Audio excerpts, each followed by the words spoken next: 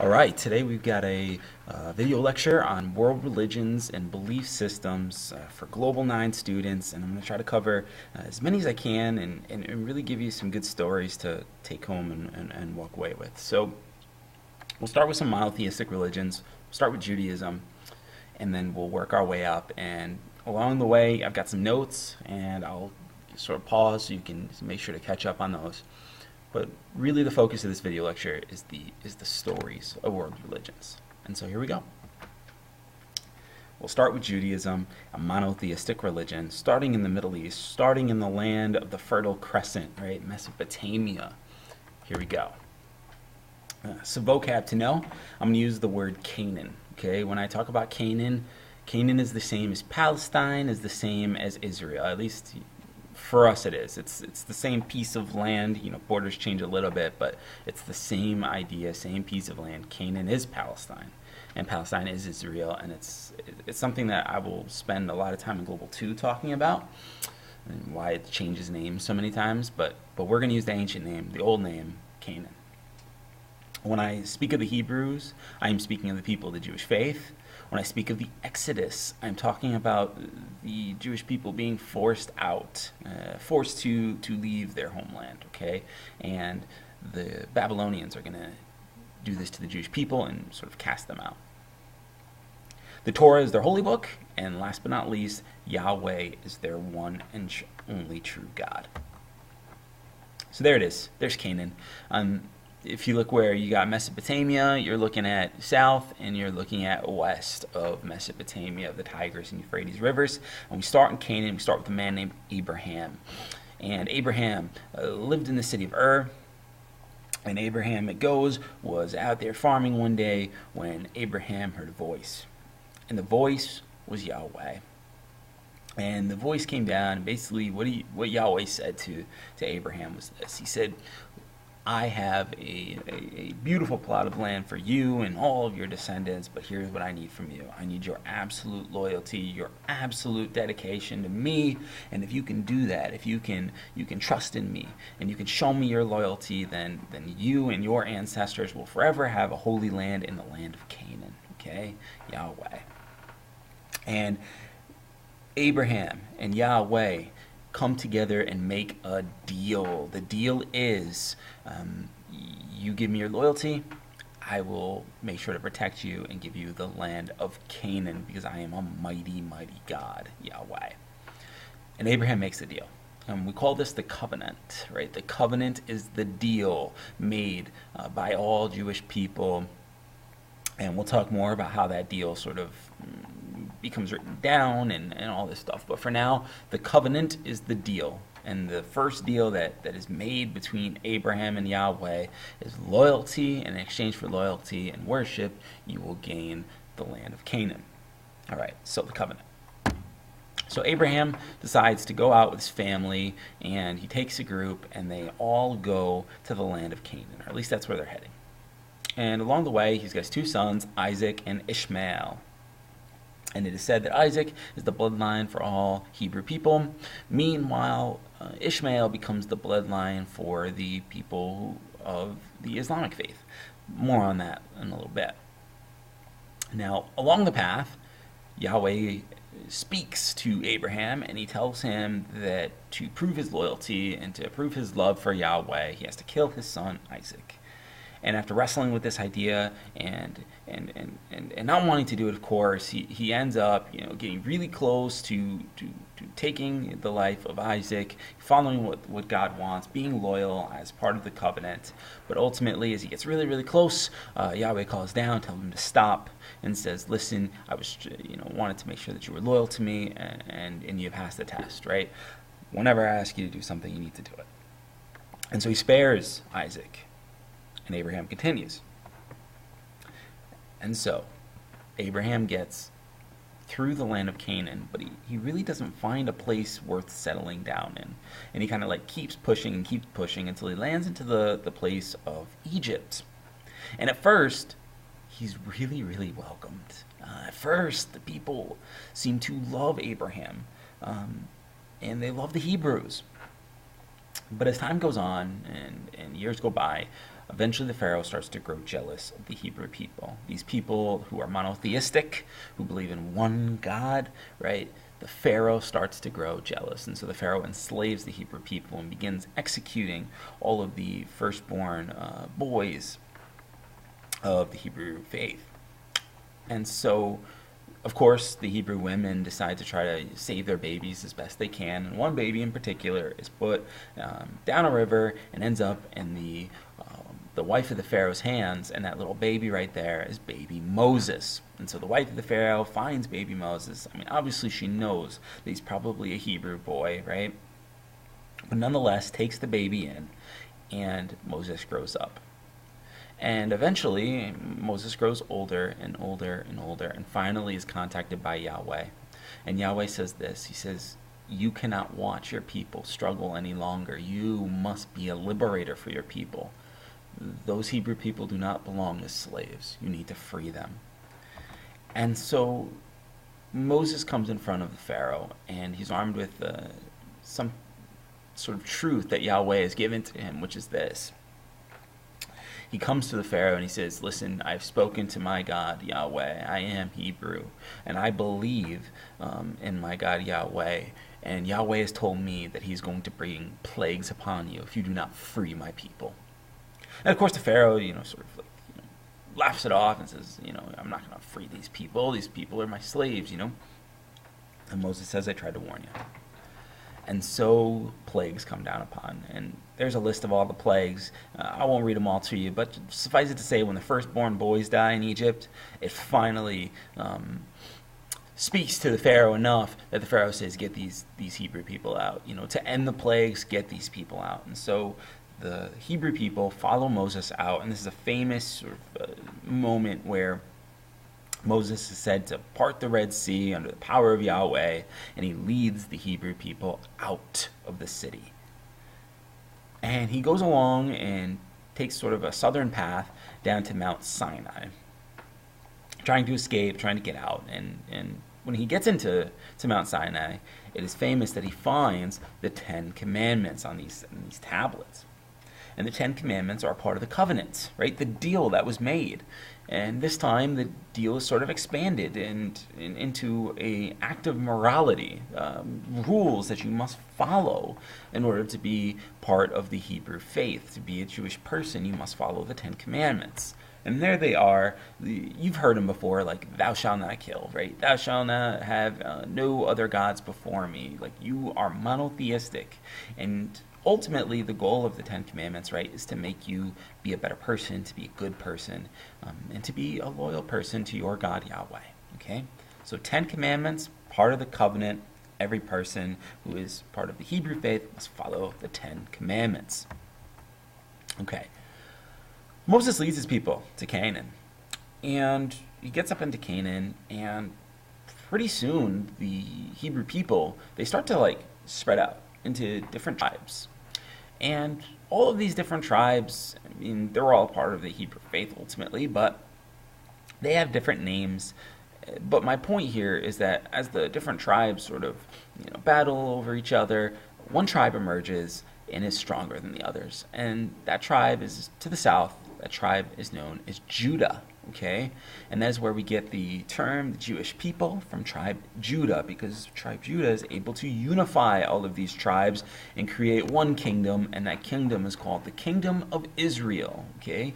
The Kingdom of Israel is formed. It is tribe Judah who is able to do it, and the Kingdom of Israel is strong. And they have kings like Saul, and they have kings like David, and they have kings like Solomon, strong kings. Good kings. And you've probably heard of the story of David versus Goliath. Goliath was a Philistine, a neighbor to the kingdom of Israel. And the Israelis fought against the Philistines, and it was ultimately through his smarts that he was able to use his sling and a rock to take out the giant known as Goliath. David's victorious, and it just shows you this moment where the Hebrew people are on top. Right? These people are strong, and they are together. After King David, even Solomon's temple is built, and the temple is used to house the 10 Commandments. It's a holy shrine. It's a holy place. And maybe in another lecture, I'll tell you what happens to this place down the road. But the kingdom of Israel was unable to stay unified. You see, some of the other tribes and some of the people got jealous. They got jealous of the power of the tribe of Judah. And so they split.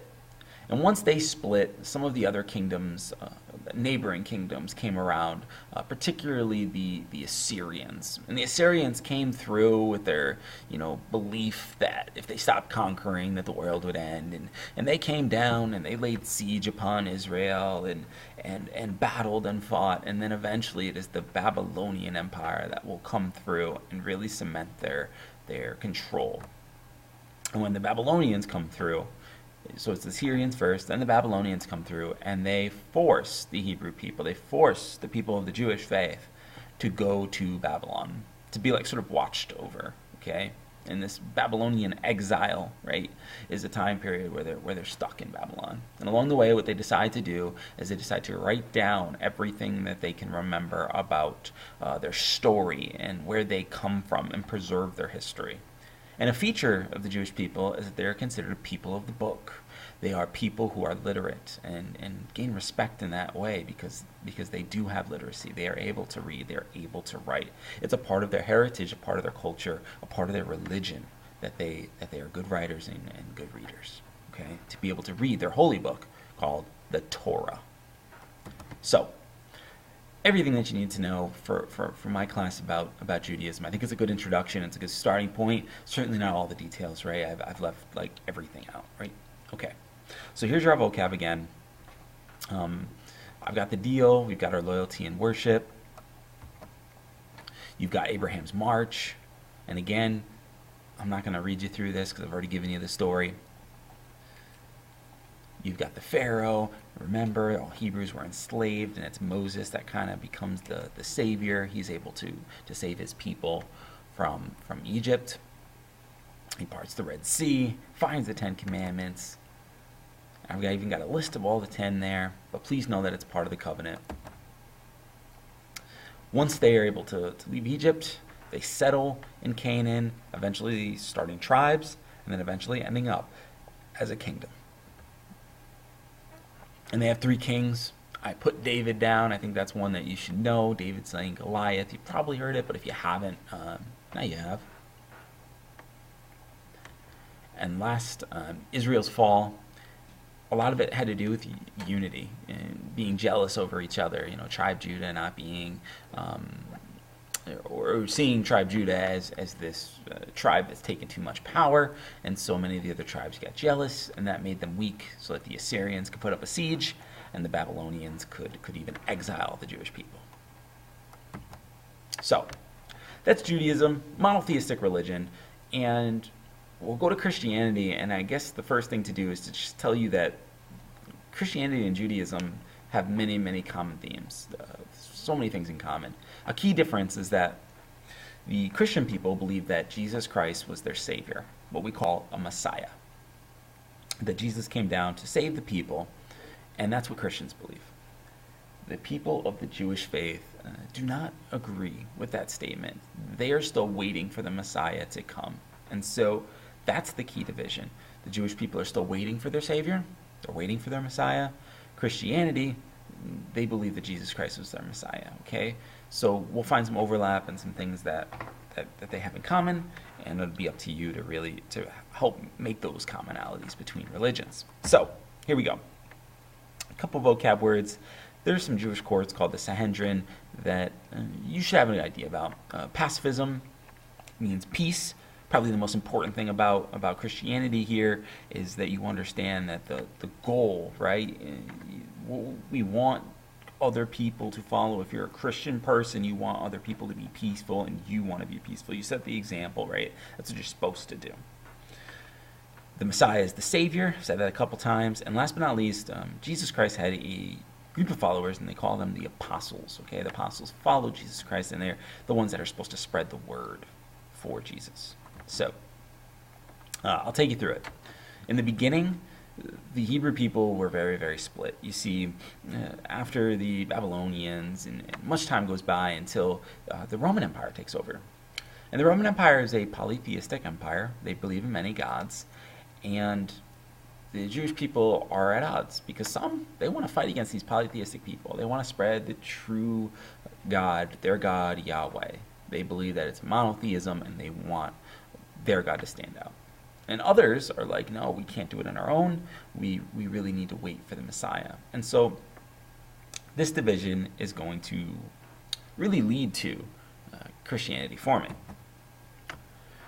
Now, Jesus of Nazareth is born to Mary and Joseph, okay? And at age 30, he's baptized, and he has his own ministry. And here are some of his ideas. He says, every person can talk to God, like right now. Like you can have a conversation with God, and he can help you and shepherd you and put you on the right path, okay? And he says, along with that, he says, you need to be able to give to others. You need to forgive others, okay? You need to, when someone does something wrong to you, you need to move past it, okay? And to do that, you need to be the most peaceful person that you possibly can be. You need to have pacifism. A key idea, like easy way to teach this is for the Christian person, they are taught that, they get slapped in the face, they're supposed to turn the other cheek, right? They're not supposed to hit back. Right? They're not supposed to fight and give back exactly what's been given to them. No, you're supposed to be better than that, okay? You're supposed to walk this peaceful path, the same path that Jesus Christ walked, okay? So, Jesus has 12 apostles. He also has Mary Magdalene to follow him, and you can look up some of that stuff on your own time, but just suffice it to say, he's performing miracles. Things like healing the blind. He's going out there and curing diseases like leprosy, and he's really trying to save the people. And along the way, he's really speaking to the poor. He says, no matter how rich, no matter how poor you are, no matter where you are in society, with good, bad, he says there's a place for you in heaven. If you follow my way of life and you turn around and change things now, it's like you can come to heaven. You can live eternally. He says, all you got to do is you got to follow my key ideas. You got to be peaceful. You got to forgive others. And you got to make sure, please make sure to always be peaceful. Okay? So, some begin to believe that Jesus is the Messiah, like the Savior. He is the person coming down to save them. Remember, the Jewish people are still looking for a Savior. And some start to see Jesus Christ as that, the Messiah. And they quickly become Christians. So, what does that do when people start to believe in one man? The Romans grow very, very scared.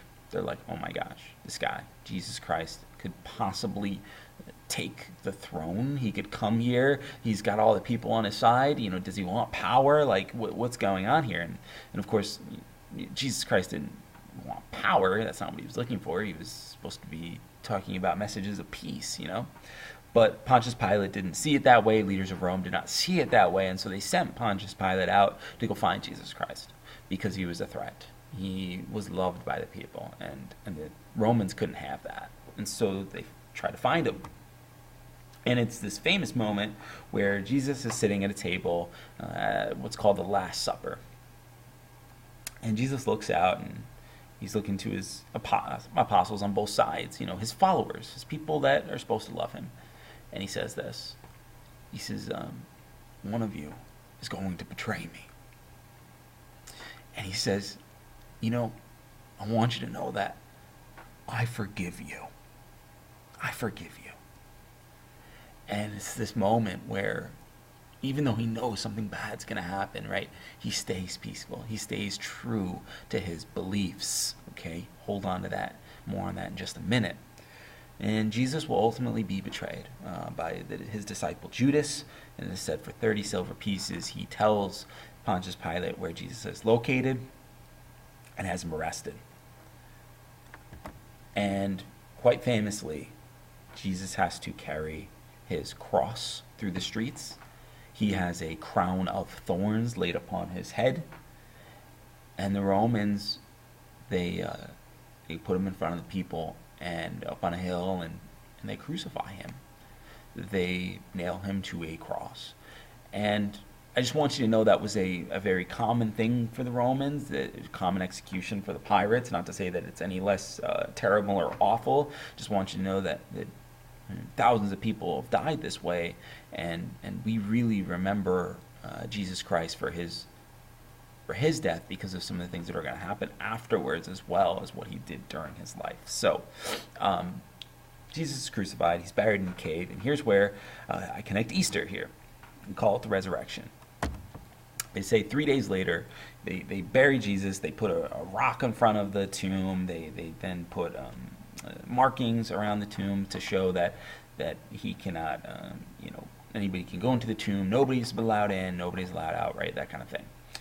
Well, the tape that's around the rock is not broken, the seal is fine, the rock is not moved, and yet they're hearing that Jesus is walking around. That's what they're hearing. The Romans are hearing this, and so they go to the tomb. They open it up, they break the seal, and they look inside. Nobody's there. Like, what the heck just happened? Okay. And they say that Jesus is resurrected.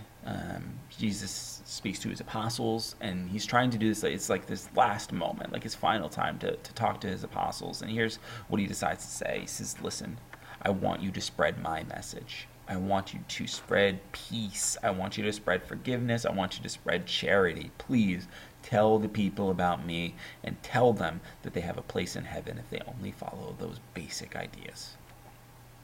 And Christianity is formed as a result. And this is where the holiday of Easter originates. This is where we celebrate the resurrection of Jesus Christ. Okay, so what happens next? Well, the Christians who follow Jesus are going to be persecuted. They are monotheistic, the Romans are polytheistic, and that just doesn't mesh well. And they're forced to convert, and people still don't. They really believe in Jesus, and so they are killed in front of mobs and crowds, part of these gladiator games. They're fed to lions, they're crucified, and it's brutal. Absolutely brutal. And yet these people hold on to their religion, they hold on to their faith, they truly believe in Jesus Christ and what he stood for, and they believe that ultimately, even if they die in this world, that they will be promised heaven in the afterlife. So the core beliefs of Christianity that I want to make sure that you understand is, first, Jesus is considered to be the Son of God, okay? And to that end, Jesus is considered to be the Savior for the Christian people, that he suffered at the cross to cleanse all human beings, all Christians, of all of their bad ways, all of their sins, as we call it, okay? And ultimately, the core idea, the idea that I need you to understand about Christianity is this.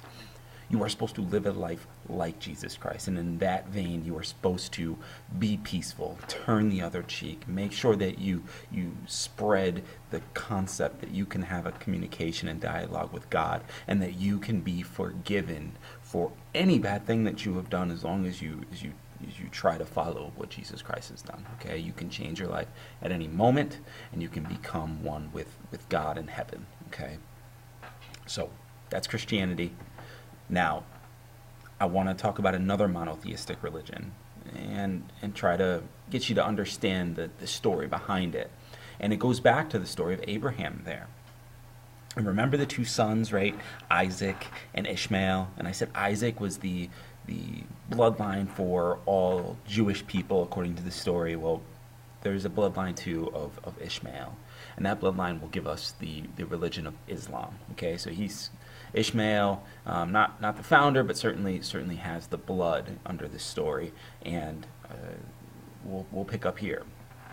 So, in the city of Mecca, there lived a young man named Muhammad. Now, Muhammad had grown up with this really interesting background because he was rich, and then his parents died. He was an orphan, and so he lived in the deserts and in poverty. He was taught under a Christian monk, okay? And the thing about Muhammad that you need to understand is he lived in a world where there was a lot of polytheism, okay, belief in many gods, and he didn't see himself as a polytheistic person. He didn't even see himself as a Christian person. He really struggled with his faith early on. And Muhammad was a lawyer and a well-respected man in that he was sort of like somebody that you could count on for the truth. And so Muhammad, very well respected, he's a lawyer, he lives in the city of Mecca, and he comes from not a rich class, not a poor class. He's sort of seen both sides, okay? And in the city of Mecca, there was this shrine here, pictured here. It's called the Kaaba, okay? The Kaaba.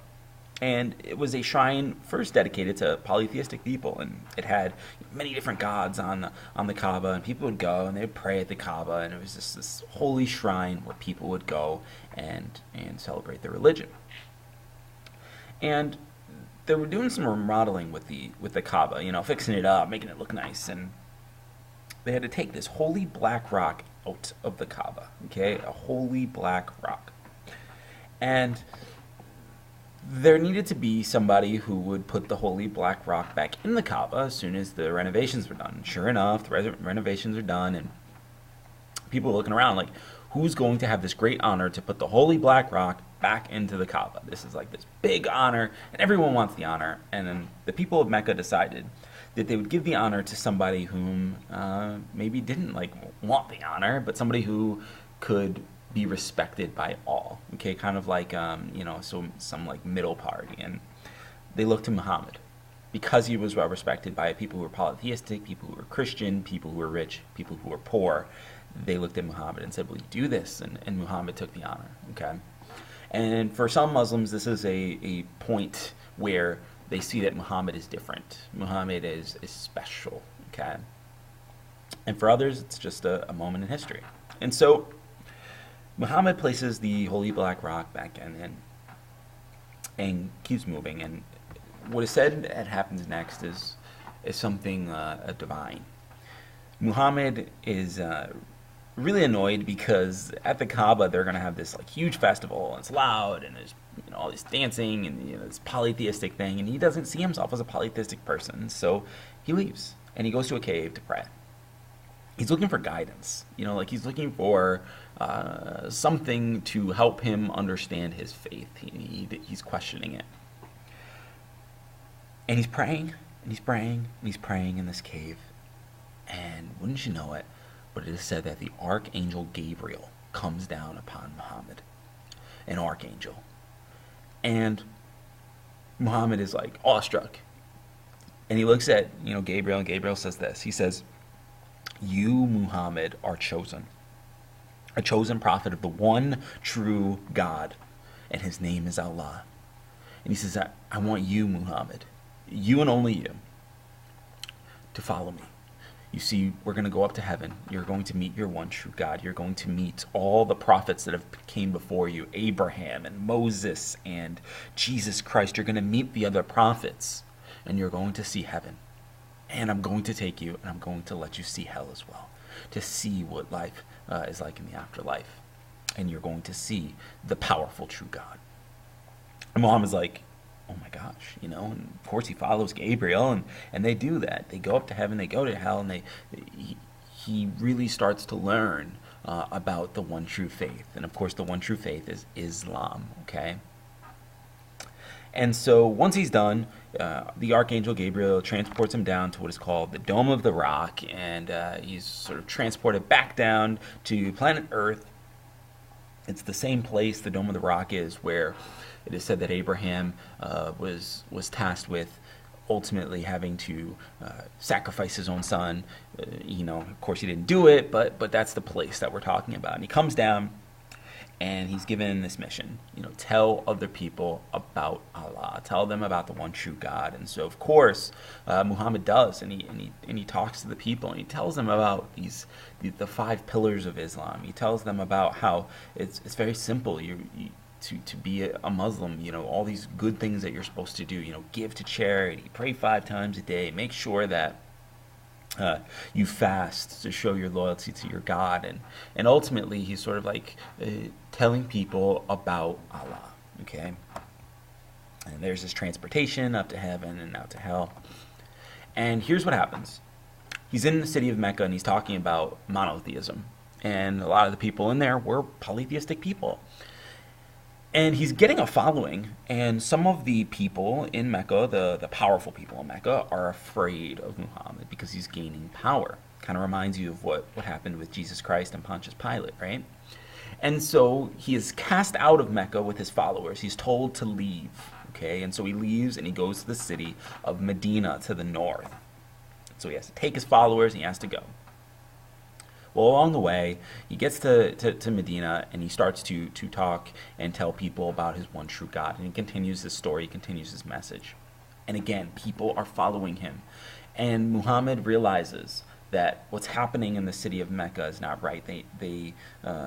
They're in Mecca and they have all these false gods, polytheistic people, and he believes that he needs to spread his one true message. So what he does is he gathers his followers, 10,000 strong, and he pushes back into Mecca, and he takes back the city. And he makes the city a monotheistic city. But what is super, super important for you to know is when he takes the city over, he reinvents the Kaaba. He takes down all of the polytheistic images. And instead what he does is he makes them a monotheistic shrine. This is a shrine to the one true God, Allah. And he goes in the shrine and he does something famous. He touches the black rock, okay? And this is supposed to be like a symbol of like casting away the devil, like a symbol of being pure, right? And so Muhammad takes the city and Muhammad begins to expand the Islamic religion, and he begins to create what we call the world's first caliphate, the empire in which you have to be a Muslim to sort of fit into the empire. At least that's how it starts, right? And so he creates this Muslim empire. It's called the caliphate. He becomes the ruler of that caliphate, and he spreads the one true religion. He spreads Islam to his people, and his people are called Muslims. They follow Muhammad. They follow the religion of Islam. Now, when Muhammad eventually passes away, I just want you to know that Islam is divided after Muhammad into two different groups. One group calls themselves the Sunni group. And the Sunni group of Islam believes that any person who is a good Muslim can rule a caliphate. Okay? You don't have to be related to Muhammad to rule the caliphate. On the other side, you have the Shia Muslims, or the Shiite, okay? And the Shiite, or the Shia Muslims, believe that you have to have the blood of Muhammad in your veins to be able to be considered a ruler of a caliphate, okay? So the Sunni-Shia split in Islam over, who's going to rule continues to be a problem to this day. There are still Sunni and Shia Muslims who don't get along, who disagree on certain fundamental beliefs. But that's where it starts. That's where the breakdown starts, okay? Sunni, Shia. So, to understand Islam, there's an easy way to sort of help you remember it. I use a little cheer, and I call the cheer, say, pray, give away, fast all day, go away, okay? The 5 pillars of Islam, if you can understand this, you understand Islam, okay? You understand the core tenets, the core beliefs of Islam. The first, if you are a Muslim, you must say that your God is Allah and that your prophet is Muhammad. Okay, those are the things you must say. And you should be reading from the Quran, the holy book of Islam. And of course, you can spell the Quran with a K. You can spell it with a Q, U. It's up to you. But I've seen spellings both ways on the regions. Okay, so there's one true God. His name is Allah. His prophet is Muhammad. That's say. Next one, pray. You must pray, hold your hand up 5 times a day, okay? You must pray 5 times a day if you are going to follow the 5 pillars of Islam. Next one is to give away. Now, what I mean by that is you must give away charity. As part of being a good Muslim, you must give away money, you must give away things to help those who are less fortunate than you. Next one is to fast all day, and of course, I don't mean run and fast all day. I mean for 1 month out of the year, you must, during the month of Ramadan, not eat during daylight hours, okay? And what that does is it shows your loyalty to your one true God, Allah. Like, I am willing to suffer, not eating during the day so that I can prove how loyal I am to my God, okay? And last but not least is go away. And not go away, leave the classroom. I mean, go away and take a Hajj, take a pilgrimage in which you go to Mecca. And you must be, like an able-bodied person. You've got to be able to do it. Of course, if you're suffering from a really bad, condition, they don't expect you to make this trip. But if you can, they want you to go to Mecca, okay, and do exactly what Muhammad did. You go to Mecca, you go to the Kaaba, you touch the holy black rock, right? You do what Muhammad did. You take your pilgrimage, you go to Mecca. So, one more time. Say, pray, give away, fast all day, go away. Remember that cheer, and you'll be able to do a lot with Islam, okay? So, your notes, some basic vocab for you. We went over this. The only thing I want to stress to you is Sharia law. So as part of building a caliphate, what they did is they had a holy text called the Quran, and what Muslims did is they wrote down a law code. And the law code called Sharia law, some nations still practice this today, and the law code is slanted where men have more power in society than women do. Okay, for example, women aren't allowed to drive in certain Muslim countries that practice Sharia law. Okay, there's a lot more to it. I don't want to get too political on it, but just know that Sharia law is the Muslim law code, and some Muslim countries will follow it. Not all, okay? It's not everybody, but it is some, okay? All right, so we talked about it, Isaac and Ishmael. This is just a cool biblical story to kind of show the connectivity between these different religions. There's a lot of overlap, right? You've got his early story. You've got the founder of Islam and Muhammad claims that his bloodline comes from Ishmael, okay? He says, that's where my bloodline goes. I can trace it back to Ishmael. Of course, he's very well respected. He gets the honor of putting in the black stone or the black rock into the Kaaba, okay? First sign, maybe he's a prophet. He, of course, speaks to the Archangel Gabriel in that cave where he's, doesn't know if he's monotheistic, polytheistic, where does he stand? And, of course, after that, he is able to realize that he's the prophet, and he spreads his word. He's cast away from Mecca after preaching this word, so he goes to Medina, gathers some followers, and then he comes back to Mecca, makes it a holy place for all Muslims, and establishes his dynasty, kind of like, Chinese dynasties, except we're calling it a caliphate, right? A Muslim empire, a Muslim dynasty. Here's the Sunni Shiite split, or the Shia split, where the Sunnis believe that the empire began with Muhammad's father-in-law. Of course, that's not bloodline related, okay? Whereas the Shia Muslims believe, no, it's got to be bloodline. It's Ali Muhammad who begins the first caliphate. Just know that there's a split, and I'll be really happy with that, okay? There's your 5 pillars of Islam. You've got them. Say, pray, give away, fast all day, go away. Say it a bunch of times. You can do it. Okay, so let's leave Islam and let's push into Hinduism. And one of the fun things about Hinduism is I got a little cheer for you, and I really would love, after you listen to Hinduism, if you go check out my rap, in which I do it to Tori Kelly's song, and it's a really, really good way to help you remember Hinduism, and there's a lot of hidden meaning in the lyrics to really get you to think hard about Hinduism. But let's start with where it is. Hinduism, the IND in Hinduism, there's an IND in India. That's where it is most popular. So India, geographically speaking, is where we are. So we're leaving the Middle East, we're going to India. As part of Hinduism, you should understand that there are 3 core tenets. There's Dharma, there's Karma, and there's Moksha. So I'm not going to go through each vocab term just yet. Let's do it piece by piece. So Hinduism. We've got some roots in Harappa, Mohenjo-Daro, right, inside of the Indian, early culture after the Neolithic Revolution. The Aryans pushed through, and there's some roots there of Hinduism. There's a lot of roots to be spread. Now, the interesting thing about Hinduism for me is there's no one true person we can point to, one true ruler of Hinduism. So, there's not like a pope or, these like prophets. We don't have that we can really point to. So that's something that makes it quite different from other religions, okay? And it is a very old religion. So to understand Hinduism, there is like one God, but this one God can sort of shape shift. It can take many different forms on. So this God in one phase of life is the creator, right? Brahma, okay, creating life.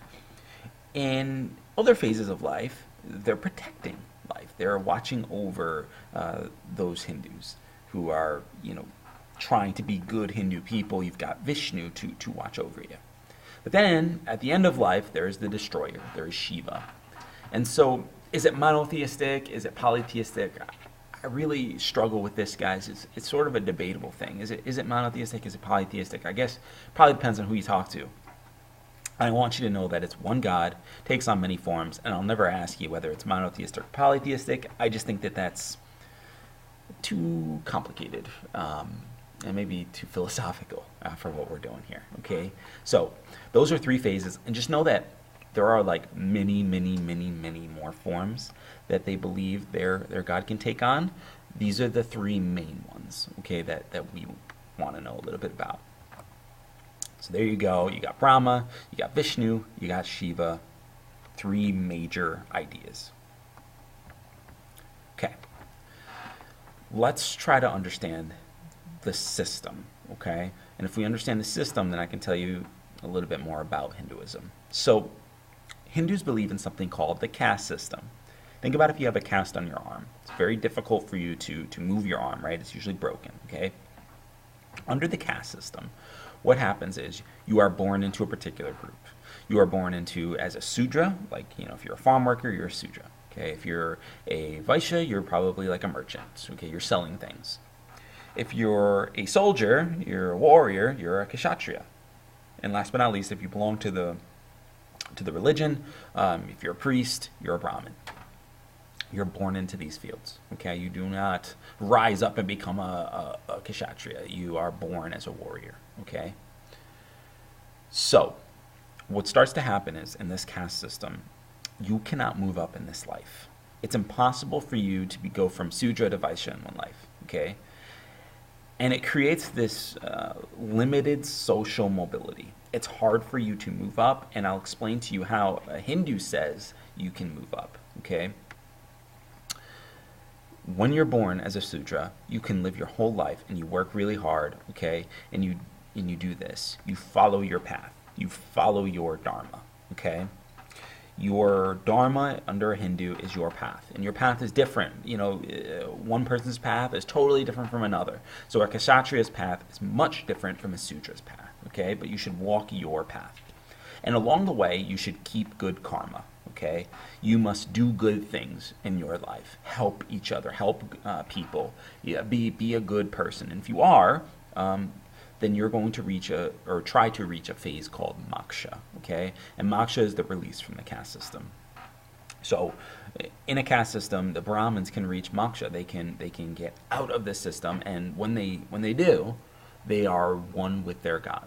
They are one with Brahman. They are one with their ultimate creator, okay? So, in order for you to move up, you have to follow your path. In order for you to move up, you have to be a good person. And if you do that, you're going to move up in the caste system in your next life, okay? A feature of Hinduism is that you are reincarnated in your next life, that you are remade. Your soul is there, okay? But you're remade, and you can move up the system. So technically, to move up in the caste system, you have to pass away, right? You have to die in order to move up a level, okay? Now, there's one thing I haven't told you about this caste system. There's a bottom part that's missing. We call that the untouchables, okay? The untouchables are considered to be looked down upon in Hindu society. They have the worst jobs, okay? And they are treated the worst. Out of all groups, they are treated the worst. People believe that where you are on the caste system has to do with what you did in a previous life, okay? So when you are born to the untouchables class, people believe in Hindu society that you must have done something in a previous life bad, and that you are now stuck in that untouchable class because you did some bad karma in your previous life. Okay, that you deserve where you are. Okay, so if you're a Vaishya, you deserve where you are on that list. If you're an untouchable, you deserve to be on the bottom of society because you must have done something in your previous life that was bad. Conversely, if you're a Brahmin, you must have done something really good in your previous life, and so that's where you are. Okay. So it's difficult to move up. You're stuck in the caste system, and what we'll see is that people who are on the bottom of the caste system, some people decide to move away to other countries to try to escape the caste system because of the lack of social mobility. Okay, so reincarnation. What does it look like? In where you are born is dependent upon what you did in your previous life. So if you want to move up, you have to do three things. Three things. Follow your dharma, keep good karma, and if you do, you'll reach moksha. Okay, you've got to try to do these things. So what is your dharma? It is your way. Your way can be different from others, but you must walk your way. Don't stray from the path, right? Keep walking your way. And along that path, you should keep good karma. And if you do, that is going to be awesome because you're going to move higher and higher up the caste system. If you don't, that karma is going to come back to bite you, okay? And you'll move down the caste system. Not good. And ultimately, your goal is to reach moksha, to be freed from this cycle of reincarnation, right? To get to be a Brahmin, to keep good karma throughout your life, and then ultimately, you're going to go up to the top, and you're going to be one with the gods, okay? So, follow your dharma, keep good karma, and you'll reach moksha. And those are my keys, right? So I've said it a bunch of times. Follow your dharma, keep good karma, and understand that God has many forms. Understand that reincarnation can end. It can when you reach moksha, but you've got to move up the ladder, okay? And you're going to be reincarnated throughout, okay? Caste system built on your previous life. So where you are born is because of what you did in your past life. At least that's what Hindus believe. Okay. So we got Hinduism done. We're going to go into Buddhism, and we're moving through these religions pretty quick. I hope you're staying with me here. Buddhism starts out in an interesting way. First, the main sort of person we look to in Buddhism is Buddha. Okay, but I want you to know Buddha wasn't named that at the start. Buddha's real name was Siddhartha Gautama. Okay, and a key feature of Buddhism is that you can reach nirvana. It's like the Buddhist version of moksha. Here's the difference. Under moksha, you have to move up the caste system, life after life, okay? You have to wait until you're at the top, until you're a Brahmin, and then you can reach moksha. Under Buddhism, you can reach that end of reincarnation, that Hinduism moksha, you can reach it at any time, no matter where you're born. You can reach nirvana under Buddhism and be one with the gods, be enlightened in this life, okay? Much different from the patience that you must have under moksha, okay, under Hinduism. In nirvana, you can reach it at any time, be enlightened, be one with the heavens, and be released from that cycle of reincarnation, okay? So, where does this belief system start? Because I don't think it's really a religion. It's more of a belief system. But here's where it starts. It starts in the mountains of Nepal. There's a little baby that's born, and then born to a king. And this little baby, this Prince Siddhartha, has a mom, and the mom has a prophecy, a vision, okay, of the future. And here's what it is.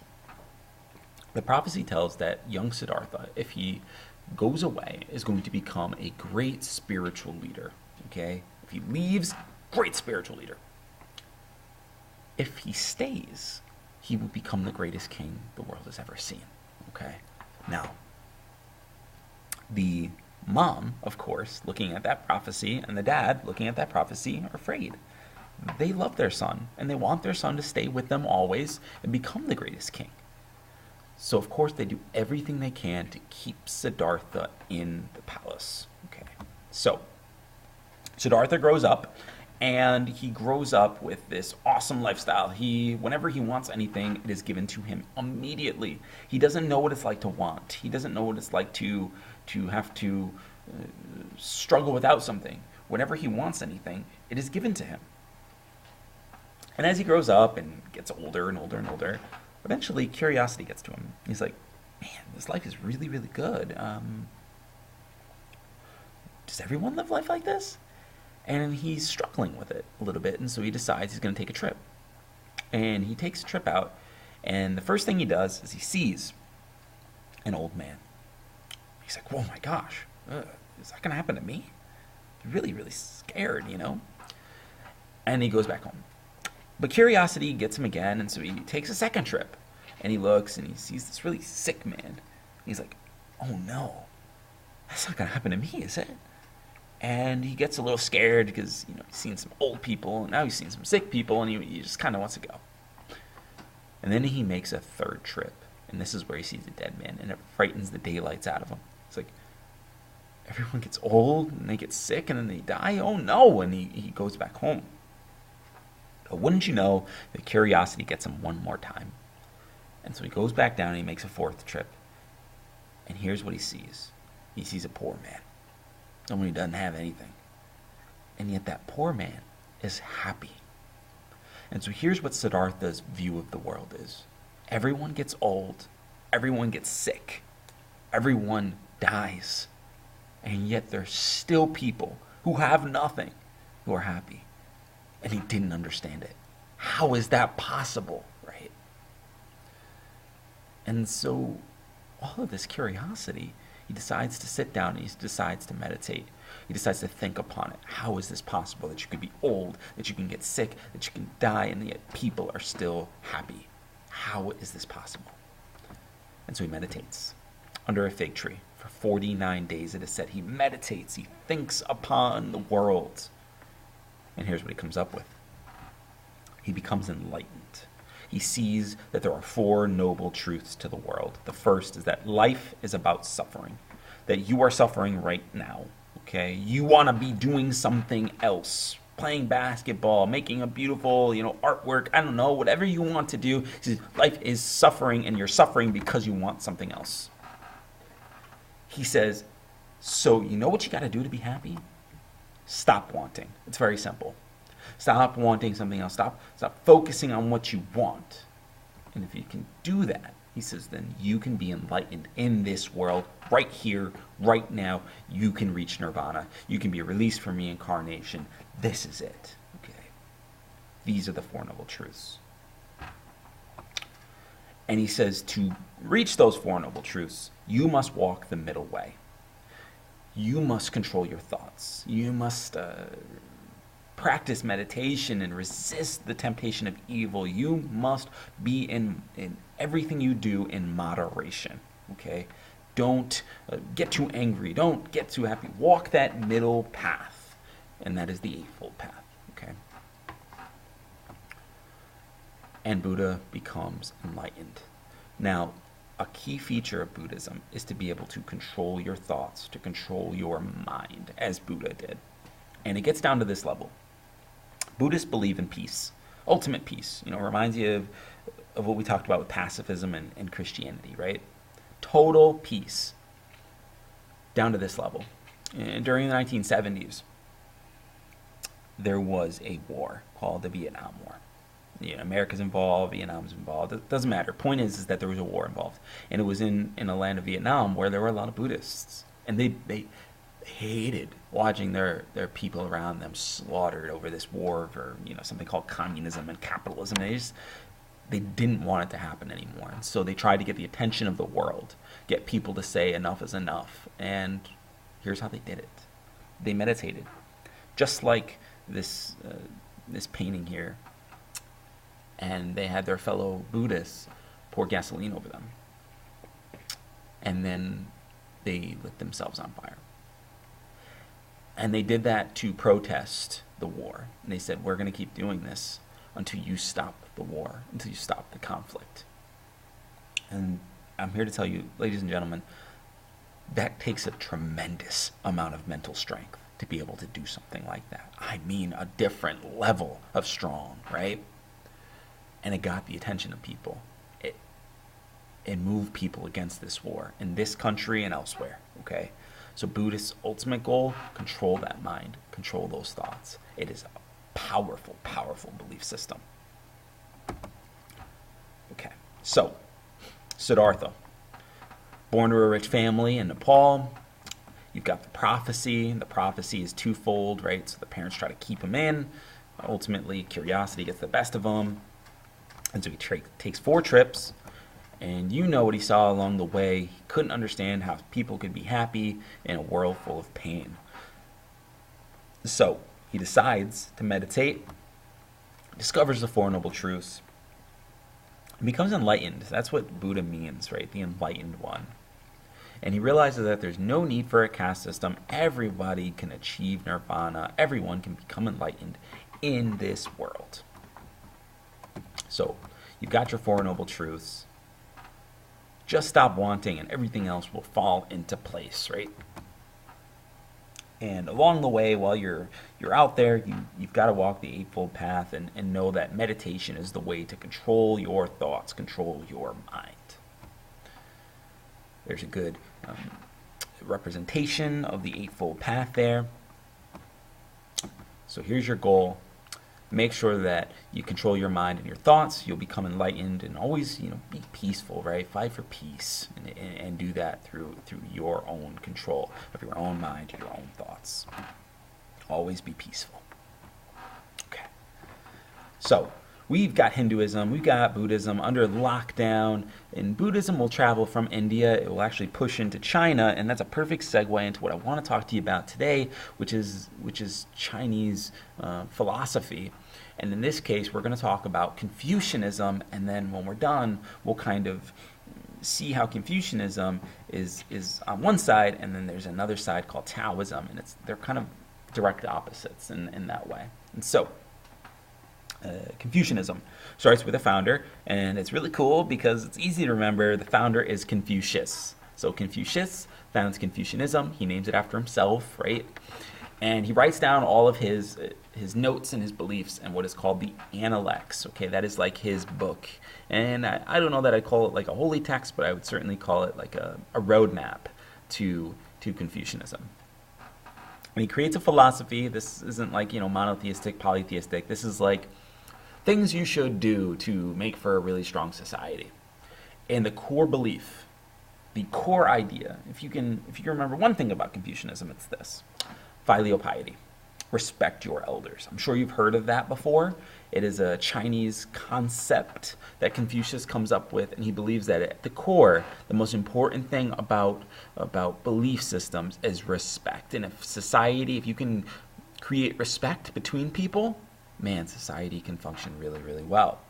So why does Confucius want this? Well, he was a teacher, a great teacher, and Confucius teaching, he lived during a time of mass chaos, disorder, the warring states period where there was just a lot of conflict. And he said, I have a remedy for this. There's a way to fix this. We need to get strict. We need to get this social order based on respect. And if we can do that, if we can control that respect, well, we can create this society that will be really, really powerful. And Confucianism is the bedrock of Chinese society. It is still very much a part of their culture to this day. So here is the core, wrote in the Analects. The core ideas are the 5 relationships. And I don't expect you to remember every single relationship. I want you to know something about this, though. So the ruled, the people who are ruled, should obey their ruler at all times, right? Have total loyalty. The son should always obey what the father tells him to do. The younger brother should obey the older brother, which is pretty awesome, right? Tell your younger brother to make sure they do the dishes, right? The wife should obey the husband. This is an example of patriarchy, right? Where you have a male-dominated society. And then, last but not least, you have the friend must put the friend first. These are the core ideas where Confucius believed he could have a nice, strong, functioning society if each person followed their role. If the sons obeyed their fathers, if the wife obeyed their husband, if they could get all of those things to happen, society is going to be much smoother, it's going to be ordered socially, and it's going to work. Okay? Now, the goal of Confucianism is to bring order to bring respect to society, and understand that he creates this during a time of disorder. So he wants like the opposite. He wants to get rid of all that chaos and bring about stability to China. And this philosophy is going to be a part of the Chinese dynasties that I will talk to you about in the future, like the Han Dynasty or like the Sung Dynasty. They all sort of look back to Confucianism to bring order to their dynasty, and it's very strong. Okay, now if Confucianism is all about like structure and order and making sure that the people follow these strict 5 relationships, Taoism is really quite the opposite. It is paramount under a Taoist philosophy. It is very, very important, as I'm trying to say here, that you follow your Tao, you follow your way. Reminds you of like Hinduism's Dharma. You're supposed to follow your path, and your path can be very different from my path or another person's path, okay? So Taoism has a different spelling, by the way, so you can have Taoism with a T, Taoism with a D. Doesn't matter to me as long as you know that they're the same thing, okay? So Taoism is a philosophy, and it reminds me of Confucianism in that way. There's no monotheistic, polytheistic. Some Taoists are polytheistic, some are not, okay? There's a lot of flexibility in this religion, and it comes, or belief system, and this comes from Lao Tzu, a teacher.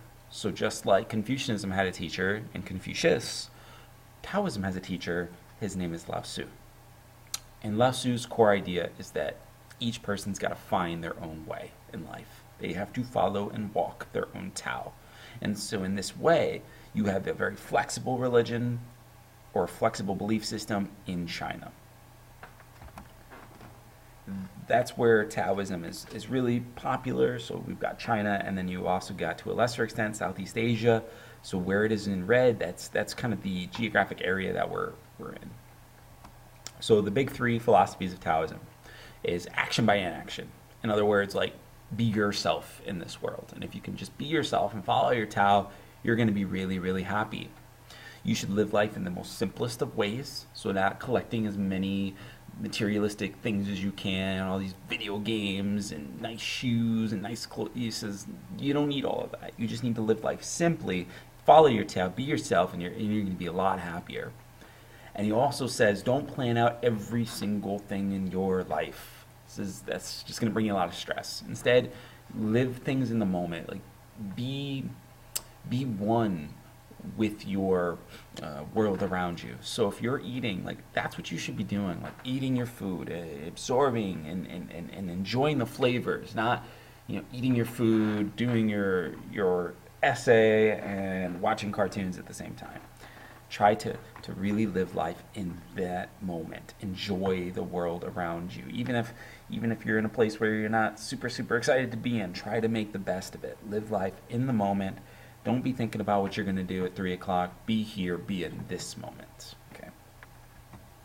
So, some Taoists will say there is one God. Some say there's many gods. It's not ordered. That's kind of like the point of Taoism. So for somebody's Tao, it might be that they believe in polytheism to help them get through their Tao, to walk their path. For other people, there might be no God, and that's okay. That's their Tao. It's so flexible. It's so much about the own individual, and I think that's where Taoism is very opposite from Confucianism in that way. So, the last thing that I'll say is if you've ever heard the phrase "having less is more," that's a very Taoist thing, very Taoist idea. Okay. So, we've talked about Taoism, Confucianism, and we've stayed in China to do that. I'm going to keep you in China just a little bit longer, and we're going to talk about this guy right here. We're going to talk about legalism, and we're going to talk about where legalism started. And legalism on its surface level is to use harsh punishments to control society. Harsh punishments to control society. I'll go over that in just a minute, but I need you to understand where it comes from. Like, why? Where's the story? And so it starts in the China's early dynasty, and we call it the Qin dynasty. So during the Warring States period, there was a man who controlled the Qin dynasty, and his name was Shi Huangdi. Shi Huangdi.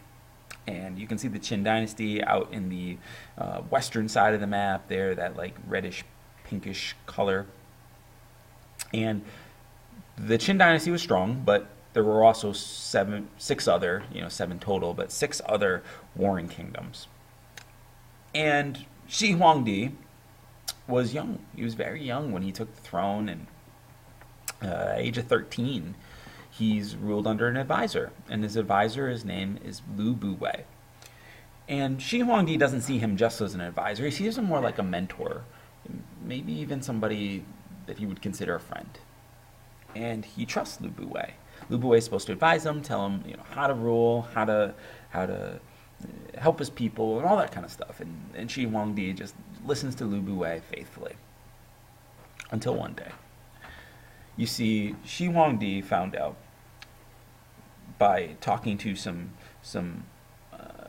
people who were trying to hatch a plot against Shi Huangdi. He found out this plot, and he gets the plotters, the schemers together, and one in particular, this man who was gonna try to overthrow Shi Huangdi. And he talks to the man, and the man tells him that Shi Huangdi should be worried, should be looking out, because it's not just him that's a part of the plot. He says Lu Buwei is really orchestrating the plot. He's the mastermind behind it. Shi Huangdi can't believe it. He cannot believe that his most trusted friend, ally, mentor is going to betray him. And I think he loses it at this moment. And this is where legalism is born. He takes the man, puts him in front of his crowd of palace people and guards, and he does something awful. He says, "Hand me a rope." And so they do. And he ties the rope to the man's arm. He says, "Hand me a rope." Ties the rope to the man's arm. "Hand me a rope." And he ties the rope to the man's leg. And then he says, "Hand me the rope one more time." And he ties another rope to the other leg. So now you've got one rope on his arm, one rope on his other arm, and one rope on each leg. Then he ties the rope to a horse, and to another horse, and to another horse, and lastly to another horse. And then he puts his hand up, and as soon as he lets that hand come down, the horses run in different directions. This, ladies and gentlemen, is called quartering. It ripped apart that man. Brutal, brutal, brutal, brutal. And Shi Huangdi learns a lesson that day. To never trust anyone. Never trust anyone. Lu Buwei flees. He runs because he knows Shi Huangdi's coming for him, and he doesn't want that to happen to him. Okay? And Lu Buwei lives a life of paranoia and panic. He is afraid, and he is so afraid that he eventually takes poison to kill himself. He's so afraid of Shi Huangdi, and if Shi Huangdi catches him, what he'll do to him. And Shi Huangdi lives a life of paranoia, and maybe for good reason. It was said he never slept in the same place. He always carried a sword with him, and he was a different kind of king. He was a different kind of leader. When he was in the courtroom, he had potential assassins come, rushing up to him, and of course, his palace guard is nowhere to be found. And Shi Huangdi doesn't run. Maybe like another king might, but Shi Huangdi pulls out his sword, cuts down the two assassins right in his palace. Right in his palace. He does it on his own. That's not the only thing he does. He's listening to music. He's got like a little band playing in front of him, and there's a guy with a lute, and that's a picture of a lute right there if you've never seen one before. And the guy with the lute is kind of like getting closer and closer to him as the music goes on, and he's like enjoying it or whatever. And of course he's got a sword with him, and he's listening to the lute, and the guy keeps coming closer until he's like uncomfortably close. And then the guy takes the lute, flips it over and tries to smash Shi Huangdi with it. Now, apparently the loot was like lead filled, so that it was really hard. So if the guy hits Shi Huangdi with this loot, Shi Huangdi's probably going to die. He's probably going to split his head open. So he sidesteps the guy, gets out of the way of the loot, takes his sword, and just cuts the guy down right in front. Okay, right in front of his court. You can only imagine what all the people are like, screaming and shouting, and Shi Huangdi just cuts him down. He was brutal. He was a warrior, and he learned that never trust anyone, and he always was ready, prepared to fight. So out of that paranoia, he decides that he's going to try to build a wall around his country. He's so afraid of what's going on, and he decides that he's going to begin to construct this wall. He's going to call it the Great Wall of China. Now, he does not finish the Great Wall of China. I don't want you to think that he does. He does not finish the wall, but he starts it. The next thing he decides to do is he's building the wall. He decides he's going to conquer the other kingdoms, so he doesn't have to worry about these assassins coming after him, because he believes that some of the other kingdoms are sending them. And he develops a tool called the crossbow. The crossbow is the thing that gives them the defining factor and is allowing them to get to victory. The crossbow allows them to hit people before they can get close enough to his army. He also uses like interchangeable parts, so that even if a crossbow breaks, he can quickly repair it, and it's these things that allow Shi Huangdi to be successful. He then begins to cement his control. He burns all of the Confucian scholars' writings, because he believes that the Confucian scholars and any scholar who criticized him, their work needs to be tossed into a flame. It's only him, he and only him, that should have control over the Qin dynasty. And that's what he does. He creates the Qin dynasty, really China's first empire. And there's the Great Wall that he starts to build. He does not finish it, okay, but he starts it. Now, this is crazy. So Shi Huangdi was concerned. You see, he knew that, or felt that maybe eventually he might die. And in the afterlife, he wanted an army to protect him. And so he decided he was going to build what is called the Terracotta Warrior Army. Every warrior said to look a little bit different from the other, okay? The amount of detail, the amount of craftsmanship that takes is crazy. So he has all of these craftsmen come in, and they build these terracotta warriors. They build the tomb for Shi Huangdi, just in case he's going to die. When they're done, you'd figure they get like a parade, or maybe like great riches or something like that. Instead, what he does is he takes all of the women, all of his wives that couldn't produce children, males I should say, and he has them killed inside the tomb so that they can be with him in the afterlife. And then he takes the craftsmen, because he doesn't want anybody to know where he's going to be buried, right? And those craftsmen are locked away in the tomb, and they die from starvation. That was their reward for serving their emperor. The guy was just brutal in all phases. And he became obsessed with and consumed by this paranoia, so he began to take a substance called mercury. It was prescribed to him by his doctors, and mercury, he believed, was going to give him immortality. Understand this. That's not what mercury does. It does the opposite, right? It kills you. And so he's like killing himself little by little with these mercury tablets, and eventually it is this mercury that's going to lead to his death, okay? But he was searching for immortality, and it had to do with his paranoia. It had to do with that never trusting anyone at the beginning of the story. So the last thing I want to do is give you like a glimpse at some of this, brutality, just a little bit more, so you can really cement your understanding of legalism, okay? Harsh punishments. There was a meteor shower that came down upon a village in Shi Huangdi's territory inside the Qin dynasty. And someone wrote after the meteor shower that this was a sign from the gods that Shi Huangdi had lost the mandate from heaven, that God had chosen a new ruler. That God was essentially sending down the meteor shower to show that Shi Huangdi was a bad ruler, because he was very, very brutal and very, very, very cruel to his people. And somebody wrote that. There's just one person, obviously, that just wrote it on a tablet in front of the public square. So Shi Huangdi came riding into that village, and instead of looking for the one person that committed this crime, or at least what he said was a crime, he had the entire village murdered on the spot. And it just kind of goes to show you that that's what legalism becomes for Shi Huangdi. That's the brutality with which he rules his kingdom under, is that if one person steps out of line, he believed that mass punishment was a way to keep the people in line. Okay, that is how he wanted to rule. That is how he wanted his philosophy to spread to his people. Harsh punishments. So in the end, you've got Shi Huangdi, like crazy eyes, right? In the end, Shi Huangdi is known for legalism. He's known for brutal, harsh punishments. So, a little recap of the story. You've got Shi Huangdi, you've got his advisor, Lu Buwei, you've got your 7 warring states.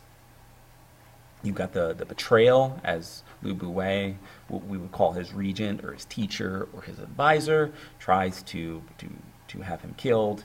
Eventually, Lu Buwei kills himself because he's so afraid of what Shi Huangdi will do to him. And never trust anyone is what he learns. You've got the paranoia as he fights off assassin after assassin. He eventually unifies China using the crossbow. That is like his weapon of victory. Then he has Confucian scholars buried alive, stoned to death. He's got books burned. I mean, just brutal stuff to try to keep people in line.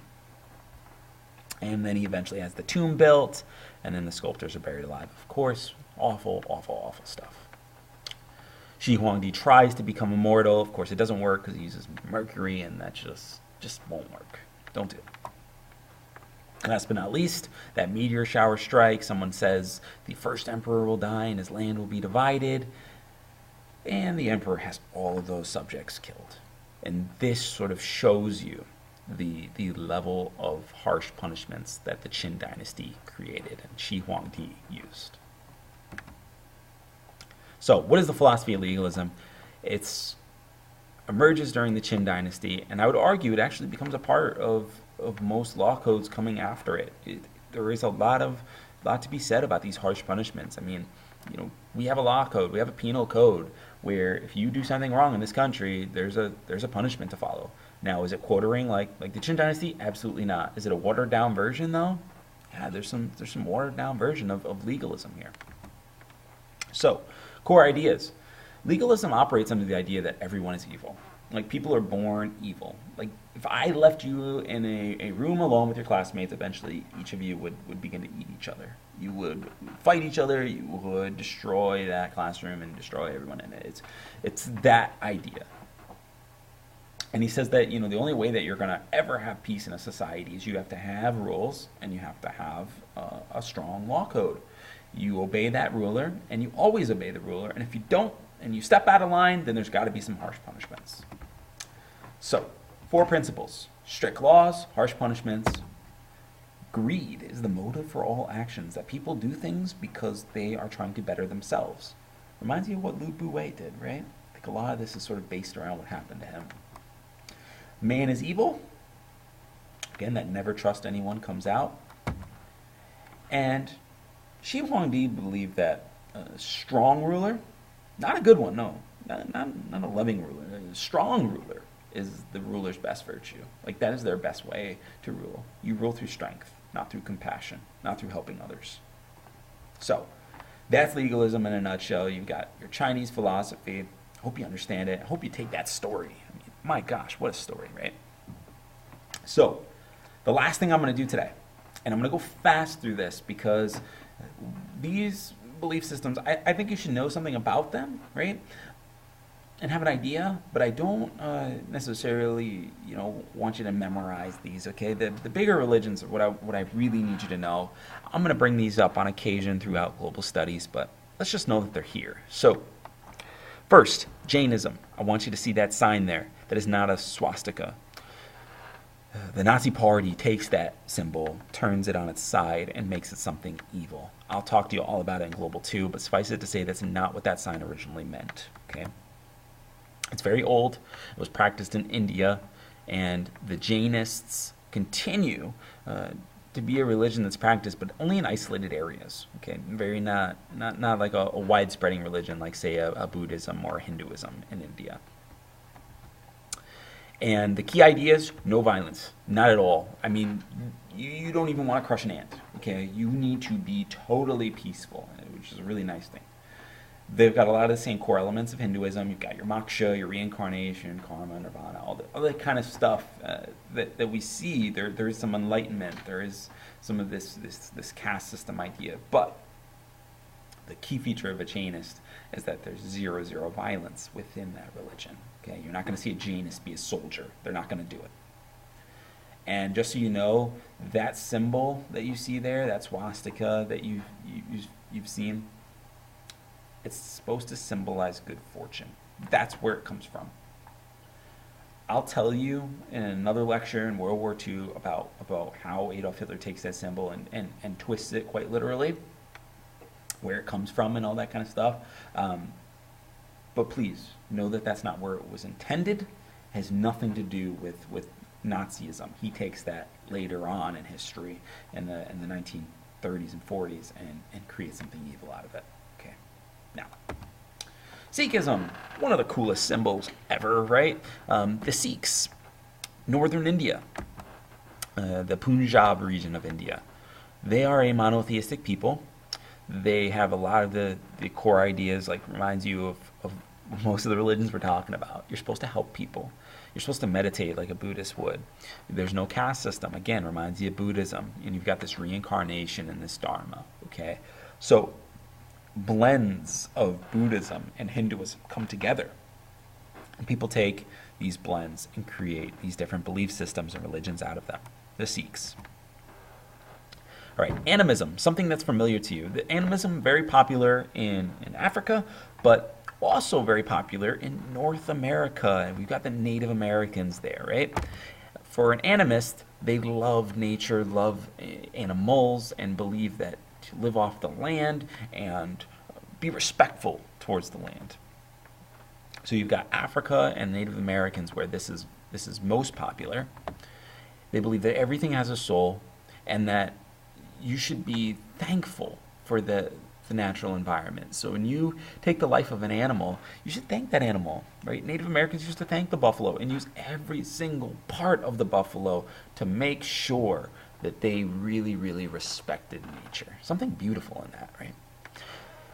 They also believe in ancestor worship, so they'd worship those that come before them, their grandfathers, grandmothers. They would seek power from their ancestors. But there's this sort of being one with nature that animism really tries to draw upon. Now, animism and Shintoism, there's a lot of commonality between the two. There's a lot of similarities between the two. The difference for me is there's a lot of geographical differences, right? So Shintoism develops in Japan. Animism, more Africa and North America. But let me show you a couple of the things that they have in common.